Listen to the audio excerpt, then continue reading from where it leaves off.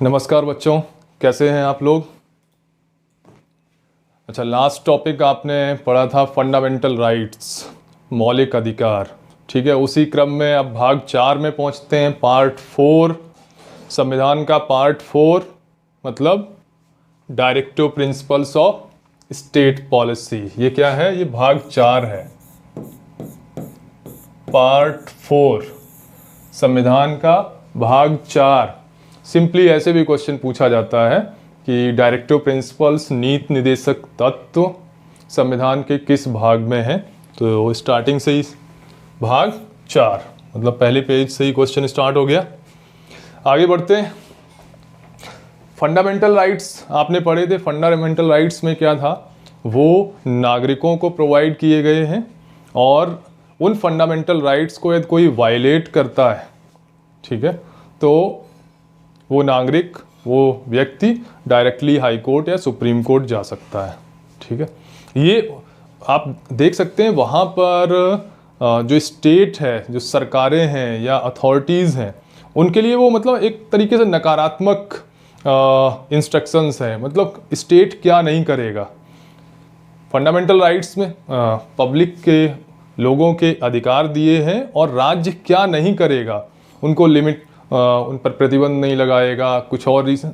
तो क्या चीज़, वो थोड़ी सी नकारात्मक है। आप देखेंगे ना, ज़्यादातर फंडामेंटल राइट्स नकारात्मक है। उसमें ये बताया गया है कि राज्य क्या नहीं करेगा।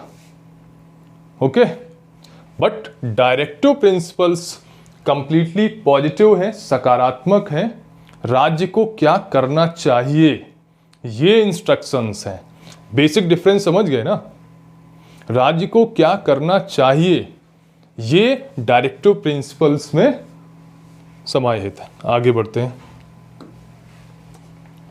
ओके, ये मैंने बता दिया। भाग 4 में आर्टिकल 36 से 51 तक, 36 से 51 तक directive principles of state policies के प्रोविजंस हैं। आयरलैंड के संविधान से हमने इनको लिया था। इसमें लिखा हुआ है, आयरलैंड के संविधान को छोड़कर अन्य किसी देश के संविधान में इस प्रकार के तत्व नहीं हैं। आयरलैंड से हमने लिया, तो अब 2 देश हो गए, एक तो आयरलैंड, दूसरा इंडिया। ठीक है, तो आयरलैंड से हमने नीति निर्देशक तत्वों को अपने संविधान में समाहित किया। ये क्वेश्चन भी पूछा जाता है, तो आप लोग याद रखिएगा। ओके, इनका टारगेट क्या है, ऑब्जेक्टिव्स क्या है, डायरेक्टिव प्रिंसिपल्स को हमने क्यों अपने कॉन्स्टिट्यूशन में जगह दी, उसका रीजन क्या है?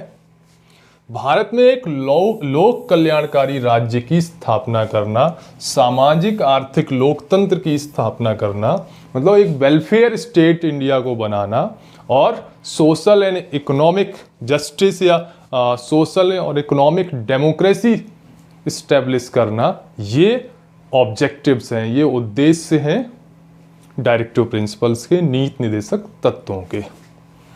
ओके, राज्य के नीति निर्देशक तत्व कोई संवैधानिक महत्व नहीं रखते हैं, क्योंकि इनके उल्लंघन पर न्यायालय में चुनौती नहीं दी जा सकती। देखिए, बेसिक डिफरेंस है फंडामेंटल राइट्स में और डायरेक्टिव प्रिंसिपल्स में। मौलिक अधिकारों और नीति निर्देशक तत्वों में एक बेसिक डिफरेंस है। मौलिक अधिकार नागरिकों को प्रदान किए गए हैं, ठीक है, और जिसके उल्लंघन पर हम डायरेक्टली सुप्रीम कोर्ट और हाई कोर्ट जा सकते हैं। मौलिक अधिकार में बताया गया है कि राज्य को क्या नहीं करना है, राज्य को क्या नहीं करना है, ये बताया गया। डायरेक्टिव प्रिंसिपल्स में राज्य को क्या करना चाहिए, क्या उसके ऑब्जेक्टिव्स हैं, ये बताया गया है। लेकिन यदि इनका वायलेशन होता है, राज्य ने, ठीक है, इंस्ट्रक्शंस हैं, राज्य को ये करना चाहिए और राज्य ने वो नहीं किया, स्टेट ने, केंद्र सरकार ने या राज्य सरकार ने या किसी अथॉरिटी ने वो काम नहीं किया, यदि नहीं किया, तो उसके लिए कोई नागरिक या कोई संस्था कोर्ट में नहीं जा सकती है।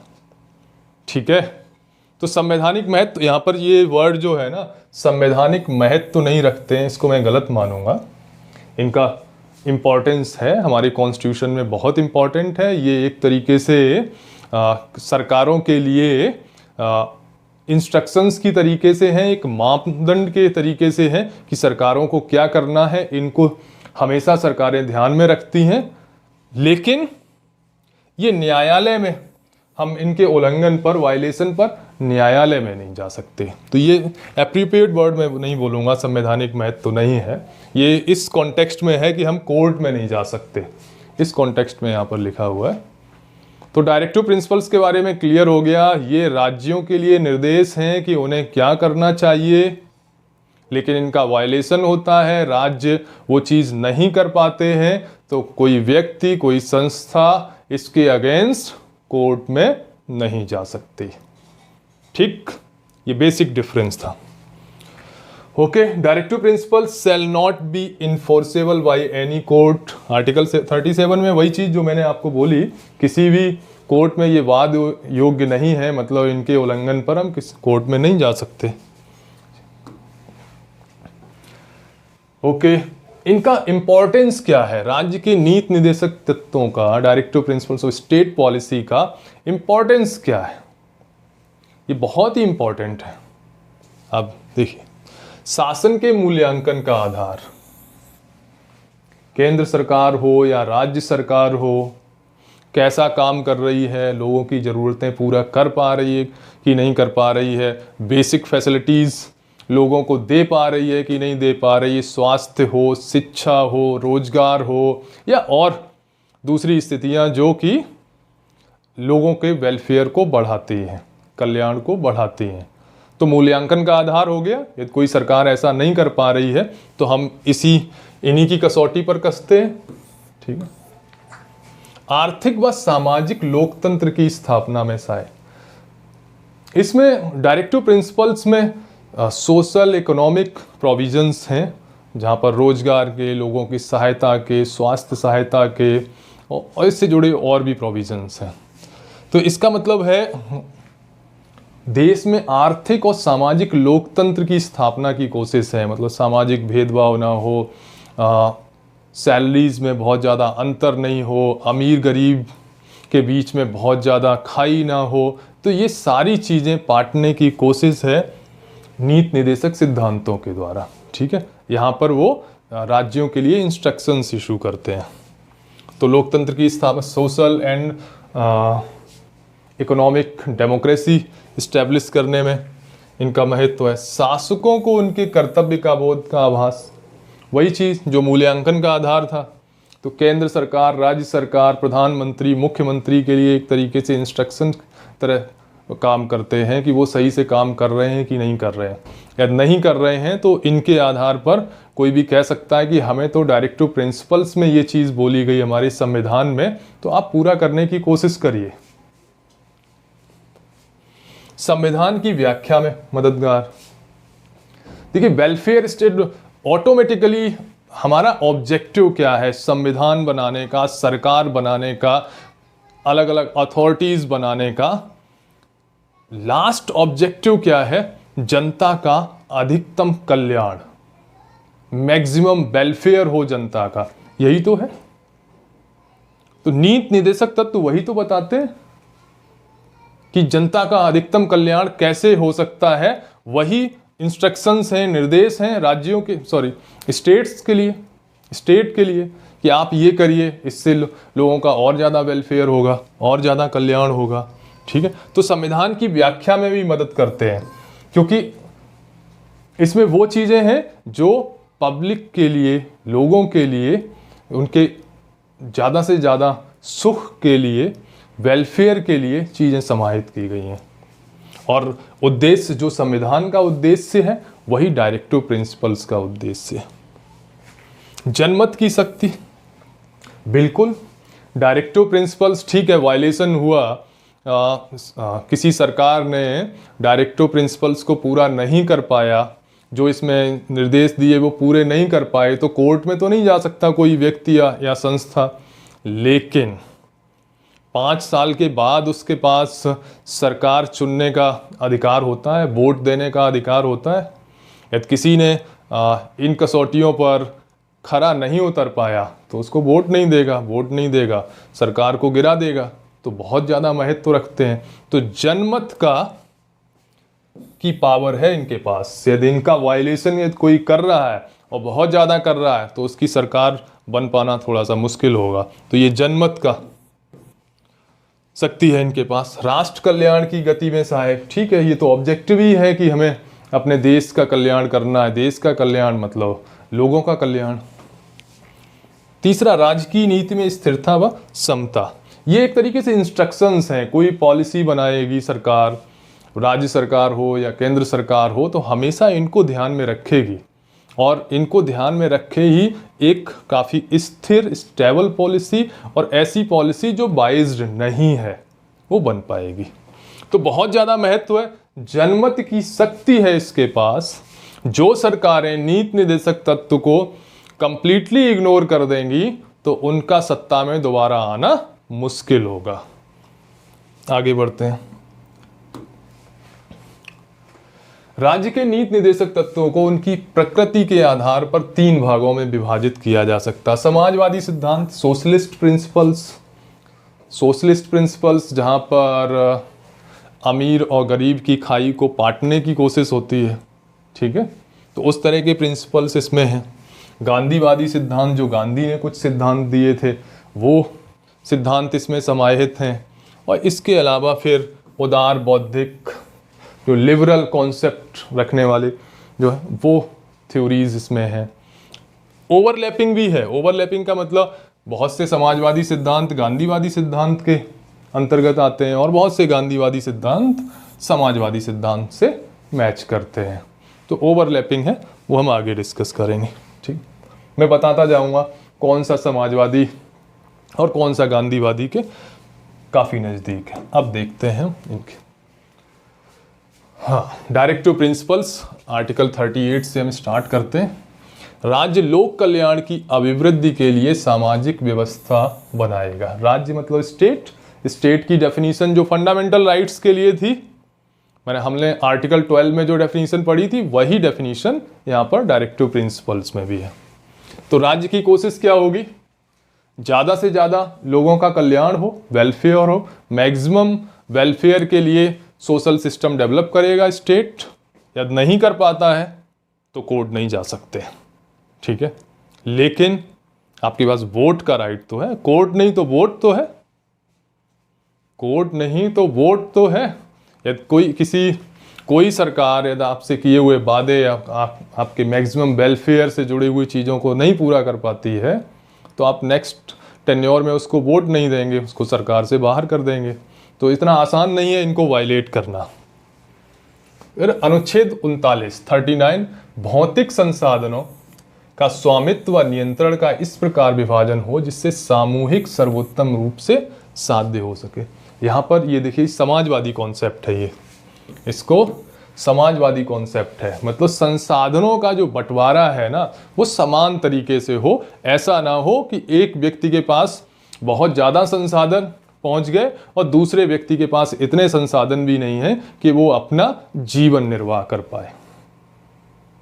ठीक, तो भौतिक संसाधन जैसे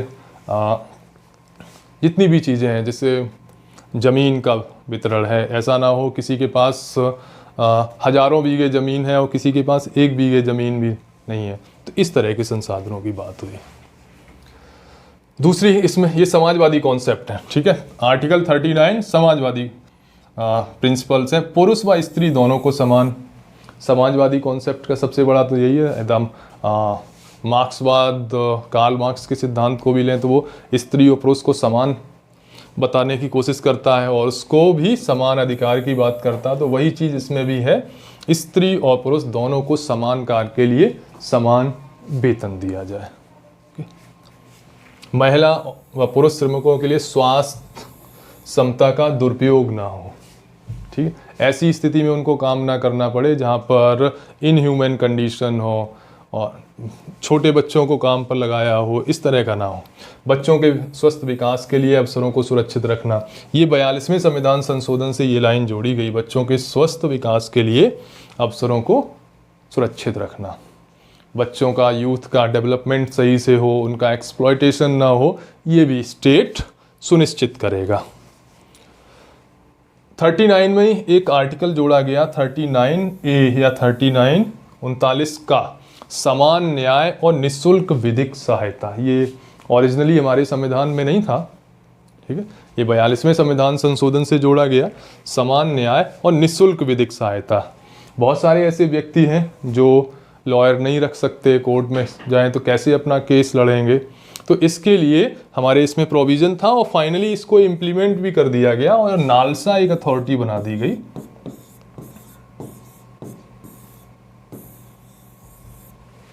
कुछ नेशनल लीगल सर्विस अथॉरिटी करके इसका फुल फॉर्म है, जो जिनके पास रिसोर्सेस नहीं है, फ्री ऑफ कॉस्ट उनको लीगल एड या वकील प्रोवाइड करती है। ओके, ये 39 इसी तरीके से ये भी समाजवादी कॉन्सेप्ट में आएगा। मैं लिख देता हूँ, समाजवादी प्रिंसिपल्स है। फिर है अनुच्छेद 40, ग्राम पंचायतों का संगठन। देखिए, ग्राम पंचायतों की बात, ग्राम और ग्राम विकास की बात गांधी जी ने बहुत ज़्यादा की थी, तो ये गांधीवादी सिद्धांत है, ग्राम पंचायतों का संगठन। मैं इधर लिख देता हूँ,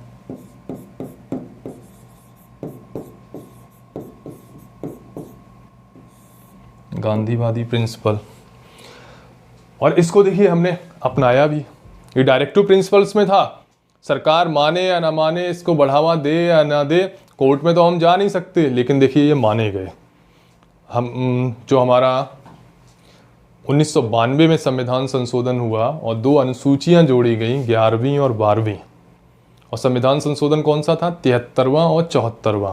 73वें संविधान संशोधन और 11वीं अनुसूची को जोड़ के ग्राम पंचायतों का संगठन किया गया, ग्राम पंचायतों का निर्माण किया गया। ओके, तो हमारे संविधान में हमने इनकॉर्पोरेट किया। आया कहाँ से, इसका एवोल्यूशन कहाँ से था, ऑलरेडी हमारे नीति निर्देशक सिद्धांतों में था और पब्लिक की, लोगों की मांग भी थी कि ग्राम पंचायतों को संवैधानिक दर्जा देके उनको संविधान में शामिल किया जाए और लोकल बॉडीज को मजबूत बनाया जाए। तो शामिल किया, सरकारें इतनी आसानी से इग्नोर नहीं कर सकती। ऐसे ही ग्राम पंचायतें, इसी तरीके से नगर पंचायतें जो आपने बोला, और 74वें संविधान संशोधन से 1992 में 12वीं अनुसूची जोड़ के उसको भी किया, लोकल बॉडीज को हमने प्रमोट किया। तो क्लियर है, आगे बढ़ते हैं। हाँ, अनुच्छेद 41, कुछ दशाओं में काम, शिक्षा, लोक सहायता पाने का अधिकार, पब्लिक हेल्प, मतलब सरकार की तरफ से हेल्प मिले कुछ दशाओं में। या आर्टिकल 41 में, तो किस दशा है, कोई विकलांग है, उसको कहीं पर रोजगार देना है, या उसको कोई व्यवस्था देनी है, या उसको कोई पेंशन देनी है, कुछ फाइनेंशियल एड देनी है, तो इसके लिए देखिए प्रोविज़न आर्टिकल 41 में किया है। इसी तरीके से जो गरीब है उसके लिए एजुकेशन की व्यवस्था करनी है, बुढ़ापे में पेंशन की व्यवस्था करनी है। आपको मालूम है ये सारी चीज़ें प्रोवाइड कराई जाती हैं। 60 साल से ऊपर के जो लोग हैं, गरीबी रेखा के नीचे हैं, उनको कुछ छोटा सा अमाउंट पेंशन के रूप में दिया जाता है। विकलांगों को भी ऐसे ही पेंशन के रूप में दिया जाता है। जो लोग गरीब हैं उनको हायर एजुकेशन के लिए भी, शिक्षा के लिए कुछ गवर्नमेंट की तरफ से एड मिलती है। तो सरकार दे रही है ना, तो सरकार ने इसको भी पूरा करने की कोशिश की। हाँ, उस जिस लेवल तक करना चाहिए उस एक्सटेंट तक नहीं कर पा रहे हैं, लेकिन कोशिश कर रहे हैं। तो ये एक तरीके से इंस्ट्रक्शंस हैं सरकारों को, हमेशा ये अपने दिमाग में रखना है, ध्यान रखना है। और नहीं ध्यान रखनी तो इनका बेस लेके हम उनकी मांग कर सकते हैं, और मांग जब करेंगे या कोई नहीं मानेगा तो हम उनको बाद में वोट नहीं देंगे तो सरकार गिर जाएगी। तो ऑटोमेटिकली उन्हें बातें तो माननी ही पड़ेंगी। कुछ चीज़ें नहीं मानी जा सकती हैं, बहुत सारी ऐसी चीज़ें हैं कि सरकार के पास यदि रिसोर्सेज हैं तो वो पूरा कर सकते हैं। अनुच्छेद 42, काम की न्याय संगत और मानवोचित दशाओं तथा प्रसूति सहायता का उपवन। ये प्रसूति मतलब प्रेगनेंसी में डिलीवरी के लिए राज्य अपनी तरफ से कोशिश करेगा इस तरह की फैसिलिटीज़ प्रोवाइड करें, या कहीं पर कोई लेडी काम कर रही है तो उसके लिए इस तरह की स्थितियां हों कि वहाँ पर वो प्रेग्नेंट होने के बाद भी काम कर पाए। दूसरा, मानवोचित दशा, मतलब ऐसी जहाँ पर काम कोई व्यक्ति कर रहा है तो ऐसी कंडीशंस, इनह्यूमन कंडीशंस नहीं होनी चाहिए। जैसे मैंने देखा है गुटखा फैक्ट्री है, चूड़ी बनाने की फैक्ट्री है, यहाँ पर बड़ा इनह्यूमन कंडीशंस में लोग काम करते हैं। गुटखा फैक्ट्री में कैंसर का शिकार हो जाते हैं, कुछ समय उनको सांस की प्रॉब्लम होने लगती। तो ऐसी कंडीशंस में काम ना, या इस चीज़ की सरकार या राज्य बिल्कुल कोशिश करेगा कि ये दशाएं खत्म हो। यदि नहीं हो पाती हैं तो जनता डिमांड कर सकती है, लेकिन कोर्ट में नहीं जा सकती, ये ध्यान रखिएगा। फिर है अनुच्छेद 43, कर्मकारों के लिए निर्वाह मजदूरी। ये इसको हम समाजवादी कॉन्सेप्ट दे,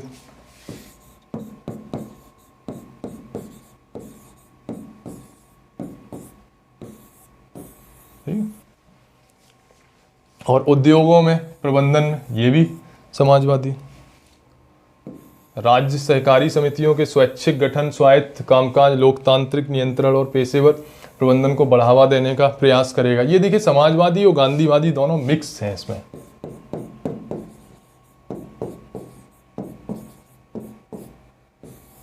दोनों मिक्स हैं इसमें। कर्मकारों के लिए 43 में है, जो भी फैक्ट्रियों में किसी इंडस्ट्री में काम कर रहे हैं तो उनको कम से कम उतनी सैलरी या उतना मेहनताना मिले जिससे कि वो एक अच्छी इज्जत की जीवन जी पाए। उद्योगों के प्रबंधन में श्रमिकों का भाग लेना।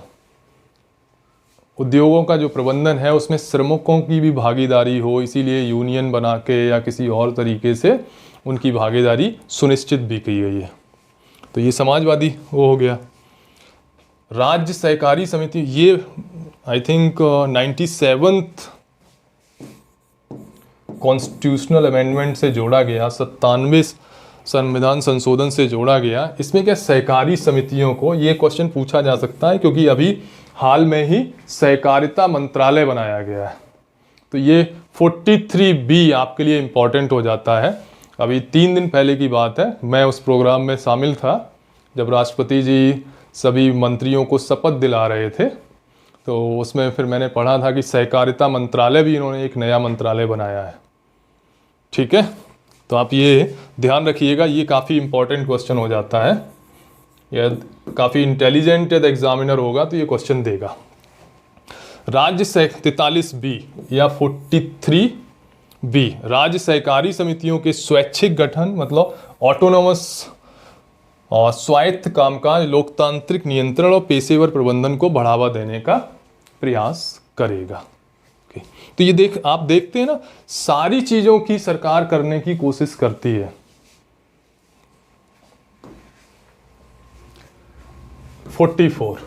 नागरिकों के लिए एक समान सिविल सहायता। देखिए ये भी अभी काफ़ी करंट में और काफ़ी ज़्यादा, जब भी हिंदू मैरिज एक्ट अलग है, इस्लाम का शरीयत लॉ अलग है, सब क्रिश्चियंस का अलग है, जब भी इश्यूज आते हैं मैरिज तलाक उनसे जुड़े हुए, तो ये समान सिविल सहायता की बात, कॉमन सिविल कोड की बात आती है।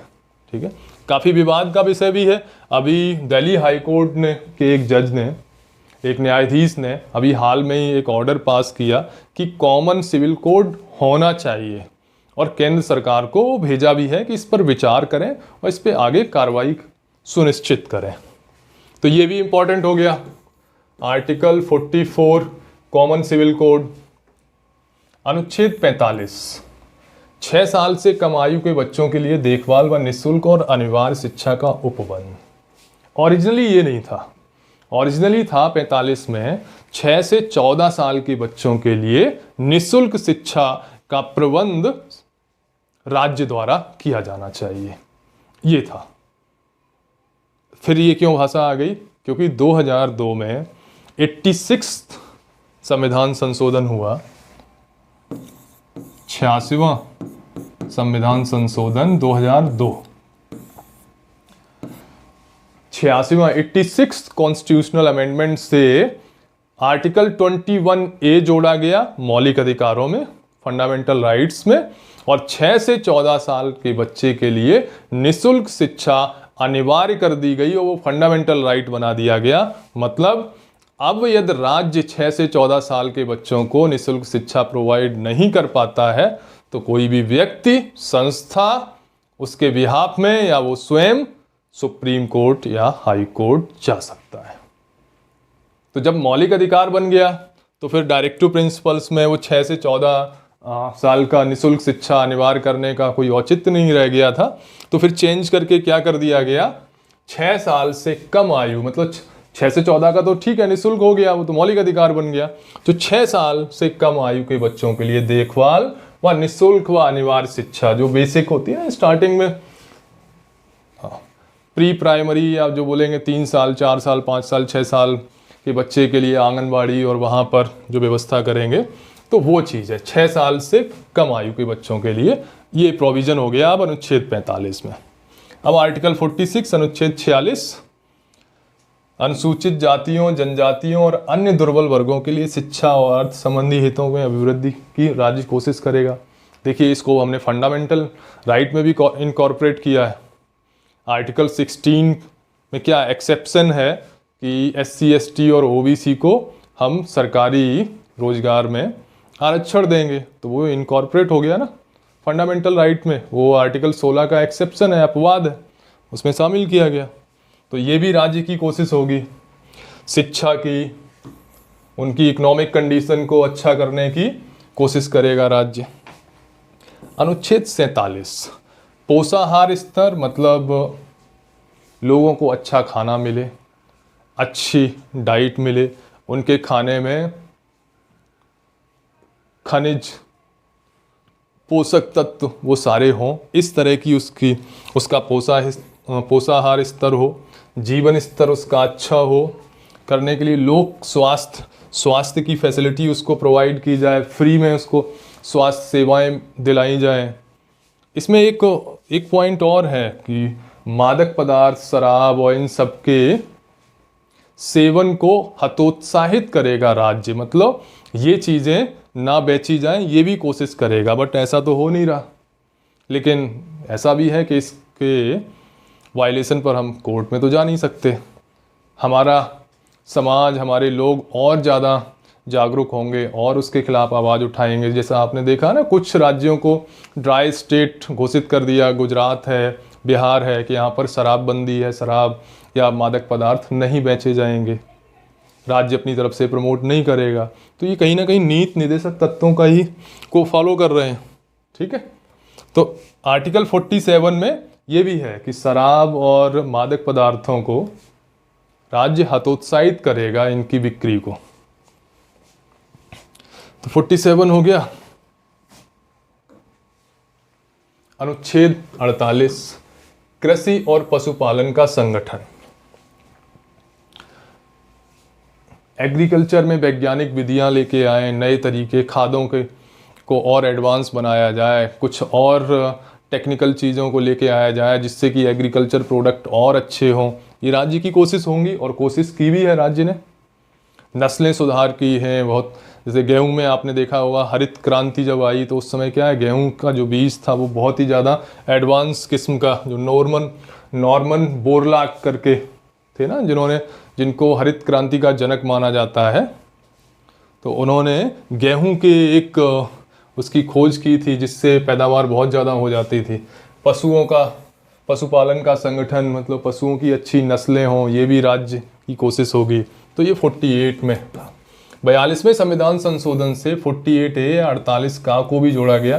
पर्यावरण संरक्षण था, संवर्धन और वन एवं वन्य जीवों का संरक्षण। तो आपने देखे होंगे ना, टाइगर रिजर्व बने हुए हैं, वन्य जीव अभयारण्य बने हैं, नेशनल पार्क बने हैं, वो कहीं ना कहीं इसी के कंप्लाइंस में बने हैं कि हमारे डायरेक्टिव प्रिंसिपल्स में ये प्रोविज़न था और राज्य कोशिश कर रहा है उन प्रोविजंस को फुलफिल करने के लिए। तो उन्होंने एक्ट भी बनाए इनका पालन करने के लिए। अब आते हैं आर्टिकल 49, राष्ट्रीय महत्व के स्मारकों, स्थानों और वस्तु का संरक्षण। देखिए इसके लिए भी एक्ट बनाया है सरकार ने। आपको मालूम होगा जो राष्ट्रीय महत्व के स्मारक हैं उनके संरक्षण के लिए, उनके कंजर्वेशन के लिए उन्होंने एक्ट बनाया है। जितनी भी पुरानी इमारतें हैं जो 100 साल से पुरानी हैं उनको आर्कियोलॉजिकल सर्वे ऑफ इंडिया अपने कंट्रोल में ले लेता है, उनकी रख रखाव करता है। तो ये सारा भी यहीं से निकल के आया। अनुच्छेद 50 कार्यपालिका से न्यायपालिका का पृथक्करण। कार्यपालिका मतलब एग्जीक्यूटिव। एग्जीक्यूटिव क्या है? सरकार है, जो काम कर रही है वो सरकार है, केंद्र सरकार या राज्य सरकार, या आप लोकल बॉडीज़ में भी बोलेंगे एग्जीक्यूटिव। तो उससे न्यायपालिका का पृथक्करण, ये आपको नहीं समझ में आया होगा। ये तो आप सोच रहे होंगे ये तो पहले से ही अलग है। एग्जीक्यूटिव से जुडिशरी तो अलग है, जुडिशरी में high court, supreme court, district court वो है, बट ऐसा नहीं है। आप एग्जीक्यूटिव के साथ आप देखिए एसडीएम के लेवल पर, एसडीएम बहुत सारे इश्यूज को रिजॉल्व करता है ना। सिविल मैटर्स कौन किसका कोर्ट लगता है? एसडीएम का कोर्ट लगता है, डीएम का कोर्ट लगता है, ठीक है। इसी तरीके से पुलिस कमिश्नरी सिस्टम में पुलिस के पास एसीपी का कोर्ट लगता है, एससीएम कोर्ट लगता है ना। इसी तरीके रेवेन्यू में जाएंगे, यदि आप कस्टम्स एक्साइज में जाएंगे तो वहाँ पर रेवेन्यू कोर्ट है, फिर ट्रिब्यूनल्स भी है। मतलब यहाँ पर कहने वाली चीज़ ये है कि एग्जीक्यूटिव को कंप्लीटली जुडिशरी वर्क से अलग करना, बट ऐसा अभी नहीं हो पाया। अनुच्छेद 51 अंतर्राष्ट्रीय शांति और सुरक्षा की अभिवृद्धि। हमारा वसुधैव कुटुंबकम का नारा है प्राचीन काल से ही, तो उस वसुधैव कुटुंबकम को हमने आर्टिकल 51 में अंतर्राष्ट्रीय शांति और सुरक्षा की अभिवृद्धि नाम देके इसमें शामिल किया कि मतलब भारत केवल अपने नागरिकों, अपने देश की अभिवृद्धि और कल्याण के लिए कोशिश नहीं करेगा, वरन पूरे विश्व के कल्याण के लिए, शांति के लिए और सुरक्षा के लिए काम करेगा। ओके, तो ये कंप्लीट हुए। आगे देखते हैं। अब कुछ नए डायरेक्टिव प्रिंसिपल्स ऐड हुए थे, बीच में आए थे, मैंने बताया था। 42वें संविधान संशोधन 1976 द्वारा जो जोड़े गए 4 नए तत्व। एक तो 39 में लैंग्वेज बढ़ी थी, बच्चों के स्वास्थ्य विकास के लिए अवसरों को सुरक्षित रखना। अनुच्छेद 39A में गरीबों को समान न्याय देने के लिए निःशुल्क सहायता, ये मैंने डिस्कस किया। 34A में उद्योगों के प्रबंधन में श्रमिकों की भागीदारी, ठीक है। और 48A में रक्षा नहीं, पर्यावरण सुरक्षा, जंगलों, वन्य जीवन की रक्षा करना, ठीक। ये 4 42वें संविधान संशोधन से जोड़े गए थे। कौन सा? एक तो 39 में लैंग्वेज ये आ गई, 39A ऐड हो गया, 43A ऐड हो गया और 48A ऐड, ये 42वें संविधान संशोधन से। 86वें संविधान संशोधन से 2000 से अनुच्छेद 45 की लैंग्वेज चेंज हो गई। 6 से 14 साल की जगह 6 साल से नीचे के बच्चों के लिए उनकी देखभाल, शिक्षा और उसकी राज्य व्यवस्था करेगा, ये लाइन आ गई। 97 संविधान संशोधन, 97वें संविधान संशोधन 2011 से अनुच्छेद 43B 43B, ये पूछा जा सकता है क्योंकि सहकारिता मंत्रालय अभी हाल में बना है। राज्य सहकारी समितियों के स्वैच्छिक संगठन, स्वायत्त कामकाज, लोकतांत्रिक नियंत्रण और पेशेवर प्रबंधन को बढ़ावा देने का प्रयास करेगा। तो आपने देखा डायरेक्टिव प्रिंसिपल्स का, मैं फिर से बता देता हूं, इनका यदि वायलेशन होता है तो आप कोर्ट में नहीं जा सकते हैं क्योंकि ये जस्टिसेबल नहीं है, लेकिन इसके पीछे जनमत की शक्ति है। यदि कोई सरकार इनको फॉलो नहीं करती है तो उसका सरकार में दोबारा आना मुश्किल होता है, क्योंकि जनता को वोट देना होता है और जनता की अपेक्षाओं पर यदि सरकार खरी नहीं उतरती है या नीति निर्देशक तत्वों की कसौटी पर खरी नहीं उतरती है तो उसे सत्ता से उतरना पड़ता है जब चुनाव होते हैं। हाँ, अब ये काफ़ी इंपॉर्टेंट चीज़ है। इसके क्वेश्चन जब आप कोई सब्जेक्टिव आंसर लिख रहे होंगे या बहुत बार ऑब्जेक्टिव में भी पूछ लिया जाता है, ये आपको ध्यान से रखना है। मौलिक अधिकार और डायरेक्टिव प्रिंसिपल्स में अंतर क्या है? ये मौलिक अधिकार राज्य की शक्ति को सीमित करते हैं। मैंने बताया था ना, मौलिक अधिकार नकारात्मक है। राज्य को क्या नहीं करना है, क्या नहीं करना है मतलब आप किसी की शक्ति कम कर रहे हैं, पावर कम कर रहे हैं, और ये राज्य की शक्ति व कार्य में वृद्धि करते हैं। ये क्या बोलते हैं निदेशक तत्व? राज्य को क्या करना चाहिए, यदि वो नहीं भी कर रहा है बट इंस्ट्रक्शंस है क्या करना चाहिए, ये बताया है ना कि राज्य को ये भी करना चाहिए, ये भी करना चाहिए, राज्य के लिए काम बढ़ेंगे तो उसकी शक्ति बढ़ेगी। ओके, मौलिक अधिकार जस्टिसेबल हैं, मौलिक अधिकार वाद योग्य हैं या न्यायोचित हैं। इसका मतलब है कि यदि इनका वायलेशन होता है, उल्लंघन होता है, तो आप डायरेक्टली हाई कोर्ट या सुप्रीम कोर्ट जा सकते हैं। ये वाद योग्य नहीं है, मतलब यदि आप किसी डायरेक्टिव प्रिंसिपल्स की अवहेलना होती है या वायलेशन होता, उल्लंघन होता है, तो हम कोर्ट नहीं जा सकते। मौलिक अधिकार राजनीतिक लोकतंत्र की स्थापना करते हैं, पॉलिटिकल डेमोक्रेसी। पॉलिटिकल डेमोक्रेसी क्यों? क्योंकि हम देखेंगे उसमें फंडामेंटल राइट में, तो उसमें आपको धर्म की स्वतंत्रता का अधिकार, बोलने की स्वतंत्रता का अधिकार है ना, speech and freedom of speech and expression, ठीक है। इसी तरीके से कहीं भी घूमने का अधिकार आबाद रूप से, बहुत सारे ऐसे राइट्स हैं जो पॉलिटिकल डेमोक्रेसी को प्रमोट करते हैं। यदि आपको स्वच्छंद रूप से अपने विचारों को कहने का अधिकार नहीं है, तो आप पॉलिटिकल डेमोक्रेसी नहीं इस्टेब्लिश कर सकते, ठीक है। तो ये कहीं ना कहीं पॉलिटिकल डेमोक्रेसी इस्टेब्लिश करते हैं। और सामाजिक आर्थिक लोकतंत्र की स्थापना डायरेक्टिव प्रिंसिपल्स का। सोसाइटी में समानता है, सभी लोग बराबर की स्थिति में पहुंचे हैं, सभी की इकोनॉमिक पावर, परचेजिंग पावर, ये पास पहुंच, अमीर और गरीब की खाई दूर हो, तो सामाजिक और आर्थिक लोकतंत्र डेमोक्रेसी इस्टेब्लिश करने की कोशिश होती है। ऐसा नहीं कि इसमें पॉलिटिकल पार्ट नहीं आ सकता, पॉलिटिकल डेमोक्रेसी भी इसके साथ इंक्लूडेड है, बट यदि मेजॉरिटी में देखेंगे तो सामाजिक आर्थिक लोकतंत्र पर ज़्यादा को एम्फेसाइज किया है डायरेक्टिव प्रिंसिपल्स में, और पॉलिटिकल डेमोक्रेसी पर फंडामेंटल राइट में। मौलिक अधिकार जनता को प्राप्त अधिकार है। मौलिक अधिकार जो है वो नागरिकों को, जनता को मिले हैं, ठीक है, नैसर्गिक रूप से मिले हुए हैं, संविधान ने उनका संरक्षण कर रखा है। यदि राज्य कोई कानून बनाता है और कानून के इनको सीमित करने की कोशिश करता है, तो व्यक्ति कोर्ट जा सकता है, ठीक है ना। तो राज्यों की शक्ति सीमित हो रही है और जनता को मिले हुए हैं, जबकि डायरेक्टिव प्रिंसिपल्स राज्य के लिए ड्यूटीज हैं, राज्य के लिए कर्तव्य हैं, राज्य के लिए इंस्ट्रक्शन है, पब्लिक के लिए इंस्ट्रक्शन है, जनता के लिए इंस्ट्रक्शंस नहीं है। राज्य को क्या करना है ये बताते हैं। मौलिक अधिकार साधन है, ठीक है, और नीति निर्देशक साध्य है। समझ गए ना? ऑब्जेक्टिव क्या है? नीति निर्देशक तत्व, ऐसा होना चाहिए, ये चीज़ होनी चाहिए, वेलफेयर होना चाहिए। बट वेलफेयर होगा कैसे? तो हमारे पास फंडामेंटल राइट्स भी होंगे, तभी तो होगा। जब व्यक्ति एम्पावर होगा, पावरफुल होगा, अपने विचारों से उसको उसके अधिकारों का संरक्षण होगा, तभी तो वो नैसर्गिक रूप से अपना विकास कर पाएगा। तो ये साधन है और ये साध्य, डायरेक्टिव प्रिंसिपल साध्य, ऑब्जेक्टिव्स। नीति निर्देशक तत्वों का क्षेत्र मौलिक अधिकारों की तुलना में व्यापक है। मौलिक अधिकार का कॉन्सेप्ट और नीति निर्देशक दोनों में बहुत अंतर है। नीति निर्देशक तत्वों का हॉरिजन काफ़ी बड़ा है, ये वेलफेयर स्टेट और सामाजिक आर्थिक लोकतंत्र की बात करते हैं, यहाँ पर पॉलिटिकल लोकतंत्र की बात होती है। तो नीति निर्देशक तत्व ज़्यादा व्यापक है।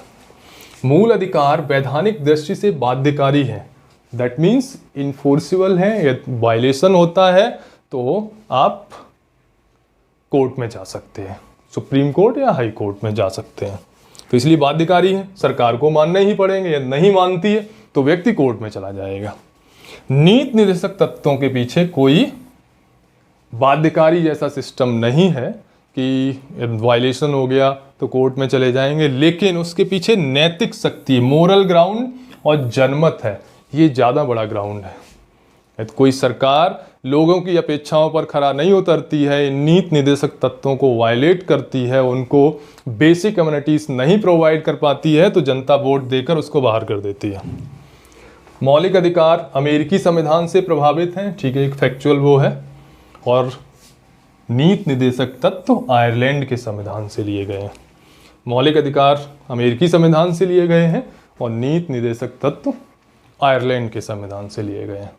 आई थिंक आप लोगों को बड़ा क्लियर सा समझ में आ गया होगा, एक तो फंडामेंटल राइट्स में और नीति निदेशक तत्वों में बेसिक डिफरेंस क्या है।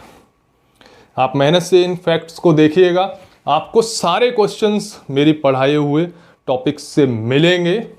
आपको बहुत ज़्यादा डेविएट होने की ज़रूरत नहीं है, मैं बहुत डीप में नहीं जा रहा हूँ, मैं कोशिश कर रहा हूँ उन्हीं फैक्ट्स पर एम्फेसाइज करने की जो आपको एग्ज़ाम में मिलेंगे। ठीक है, आज की क्लास ख़त्म करते हैं। Thank you.